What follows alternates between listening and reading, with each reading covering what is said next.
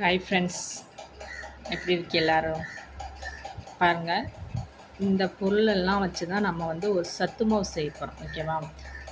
சிறியவர் முதல் பெரியவர் வரை இன்னும் உணவு தான் இந்த சத்து மாவு.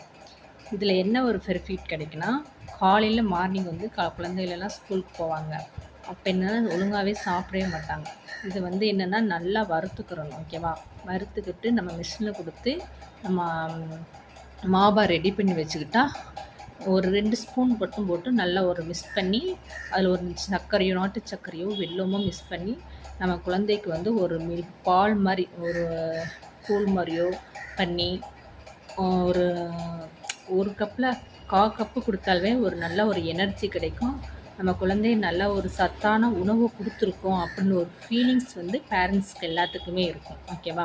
இதில் அரிசி வகை, பருப்பு வகை எல்லாமே ஒரு சத்தான ஒரு பொருள் தான் அதில் இருக்கிறது எல்லாமே. ஓகேவா? இது வந்து எல்லாருமே சாப்பிடலாம். சிறியல் முதல் குழந்தை முதல் எல்லாருமே நல்லா விரும்பி சாப்பிடலாம். இதோட என்னென்னா நம்ம சுக்கு ஏலக்காய், ஓகேவா, அந்த வச்சுருக்கோம். இது வந்து நம்ம வீட்டில் இருந்தது. சுக்கு ஏலக்காய், ஓகேவா, இதையும் வந்து அது ஒரு நல்ல ஒரு மனம் கொடுக்கும். குழந்தைகள் வந்து நல்லா விரும்பி சாப்பிடுவாங்க. சரியா? ஓகேவா? நான் பார்த்துக்கிறேன். இது எப்படின்னா நல்லா வறுத்துக்கிறணும், வறுத்தா மாவு பண்ணி வச்சுக்கிறணும். ஓகேவா? Okay friends.